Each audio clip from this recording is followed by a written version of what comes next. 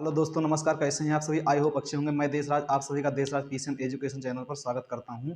जैसा कि आप सभी जानते हैं कि हम लोग पढ़ रहे थे क्लास 12 की फिजिक्स, तो उसमें सारे इंपॉर्टेंट फार्मूले देख रहे थे। तो अब हम इंपॉर्टेंट फार्मूलों के साथ साथ में जो इंपॉर्टेंट डेरिवेशन है उनको भी करते रहेंगे। जो है ये वे डेरिवेशन होंगे, वो नियम होंगे जो पिछली बार बोर्ड पेपर में आए हुए हैं, पिछले कई वर्षों से आ रहे हैं जो है। ठीक, तो इनको करना बहुत ही इंपॉर्टेंट है। तो आज हमने जो 6वें चैप्टर का लिया है किरचॉफ का नियम। ठीक, किरचॉफ का नियम बहुत ही इंपॉर्टेंट है, कई बार बोर्ड परीक्षाओं में आ चुका है, लगभग हर बार आता ही है ये।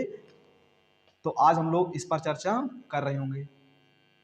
ठीक, किरचॉफ ने धारा नियम संबंध मतलब धारा कैलकुलेट करने संबंधित दो नियम दिए। ठीक, पहला नियम को बोलते हैं धारा नियम या संधि नियम। ठीक, और इससे ही जो है दूसरा नियम भी है। तो देखिए इसको, क्या है पहला नियम? किसी भी संधि जंक्शन पर मिलने वाली समस्त धाराओं का बीजगणितीय योग शून्य होता है, यह इनका पहला नियम है।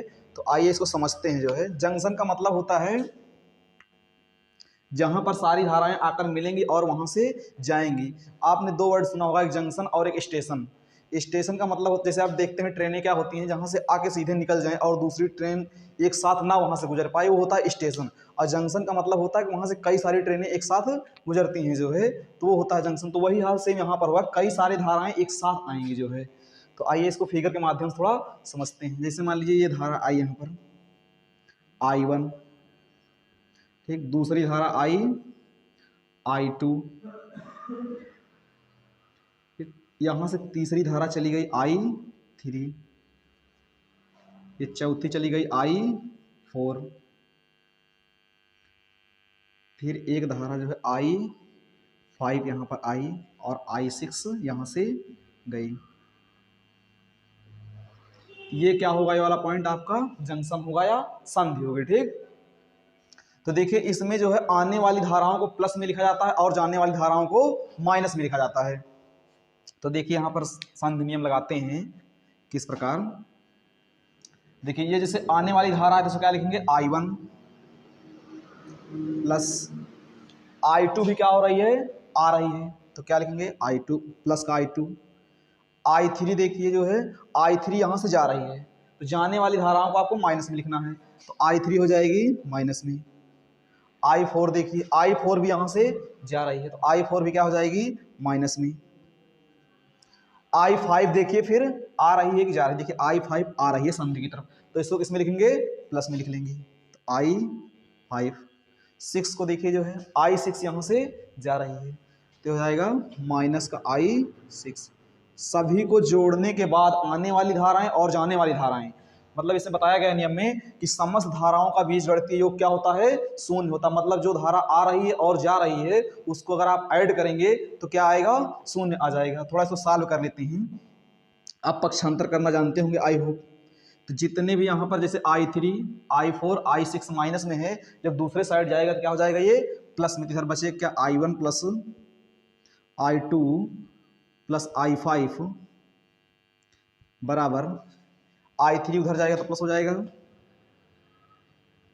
I6 भी उधर जाएगा तो प्लस हो जाएगा, और I4 भी जब उधर जाएगा तो प्लस हो जाएगी। ठीक, तो आप क्या देख रहे हैं यहाँ पर? इसको सॉल्व करने से ये आ रहा है कि यहाँ से आने वाली धाराएं और यहाँ से जाने वाली धाराएं क्या हैं? बराबर हैं। अकॉर्डिंग टू रूल ये बताया जा रहा है सबको जोड़ोगे तो क्या आएगा? 0 आएगा।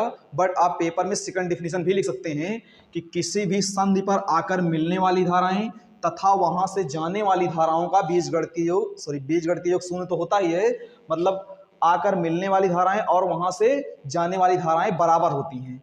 जब इसको सॉल्व किया गया तब ये पता चला, तो आप सेकंड डिफिनीशन भी लिख सकते हैं, और ये तो बुक में दी ही गई है। और इसमें एक नोट पॉइंट याद रखेंगे कि कई बार पेपर में आता है कि धारा नियम किसको संरक्षित करता है, तो ये आवेश संरक्षण के सिद्धांत पर कार्य करता है। ठीक, तो लिख लेंगे पहला नियम आवेश संरक्षण के सिद्धांत पर कार्य करता है।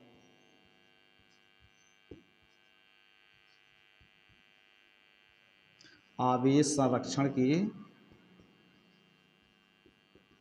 सिद्धांत पर आधारित है या कार्य करता है।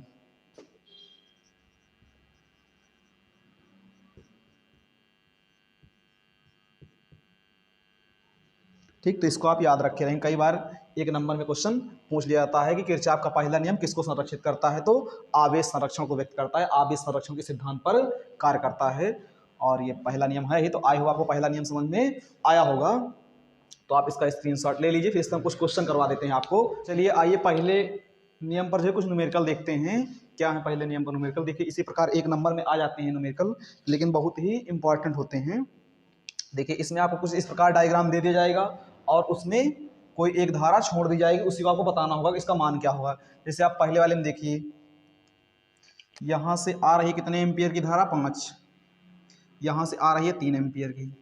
ठीक, आगे बताया नहीं जा रहा कितने एम्पियर जा रही है, फिर इधर बता रहे हैं 2 एम्पियर जा रही है और I1 का मान इसमें पूछा गया है। ठीक, तो ध्यान से देखिए, इसमें इधर से अगर 5 एम्पियर आ रही है, इधर से 3 आ रही है, तो टोटल यहाँ कितनी हो जाएगी? 8, और 8 ही एम्पियर तो आगे जाएगी, तो इसमें जा रही है 8 एम्पियर। अब 8 में से देखो ध्यान से, इधर अगर चली गई 2 एम्पियर, तो इधर कितनी जाएगी? 6 एम्पियर जाएगी। तो टोटल कितनी है? 8 है। 8 में से अगर आप 2 इधर भेज देंगे, इधर कितनी जा रही होगी? 6 एम्पियर। तो यहाँ जो I1 का मान हो जाएगा कितना होगा? 6 एम्पियर। तो पहले वाले का आंसर तो यही होगा। ठीक, ध्यान से देख लीजिएगा, यहाँ से आई 5 एम्पियर, यहाँ से 3 हो गई, टोटल 8। 8 में से अगर 2 इधर चली गई, इधर कितनी जाएगी? 6, और 6 ही आपका आंसर होगा। अब सेकंड वाले में देखिए, जो है ध्यान से देखिए, यहाँ से कितनी आ रही है? 2 एम्पियर, यहाँ से 3, टोटल यहाँ कितनी हो गई? 5 एम्पियर। ठीक, अब 5 में से उसी वक्त 1 एम्पियर इधर चली जा रही है, यहाँ से आई 2, यहाँ से 3 हो गई, टोटल 5। 5 में से 1 इधर चली गई, तो बची कितनी? 4 एम्पियर। इसमें कितनी जा रही होगी? 4 एम्पियर जा रही होगी। अब 4 यहाँ पहुँचने के बाद ध्यान से देखिए, 4 में से अगर 2 इधर चली गई, तो इधर कितनी आएगी? 2 ही एम्पियर तो आएगी। तो यहाँ पर भी I1 का मान कितना हो जाएगा? 2 एम्पियर। सेम आंसर नहीं, आप परेशान बिल्कुल भी ना हो। ठीक, अब इसको देखते हैं, थोड़ा ये भी कुछ अजीब तरीके से आपको लग रहा होगा। देखिए ध्यान से, अब इसमें देखिए कितने एम्पियर आ रही, कितनी जा रही है। देखिए यहाँ से कितनी आ रही है? 6 एम्पियर। यहाँ से भी कितनी आ रही है? 6। टोटल कितनी हो गई? आने वाली टोटल हो गई 12। आने वाली कितनी हो गई? 12। अब 12 में से 5 तो इधर निकल गई, जो है भाई टोटल कितनी आई? 12 एम्पियर आई। अब 12 में से 7 इधर निकल गई, तो 7 घटा दी, सॉरी 5 निकल गई इधर, तो 5 घटा दीजिए, तो कितने बचेगी? 7। अब जो 7 बची है वही तो इधर जाएगी, जो है। तो इस प्रकार I1 का मान कितना हो जाएगा? 7 एम्पियर। तो इस तरीके से छोटे छोटे प्रश्न से बन जाते हैं, और ये बहुविकल्पीय के रूप में ही आपको देखने को मिलते हैं। ठीक, तो इसको आप ध्यान से देख लीजिए, और ना समझ में आए तो आप कमेंट करके बताइएगा, हम फिर समझा देंगे। बाकी स्क्रीनशॉट लीजिए इसका आप।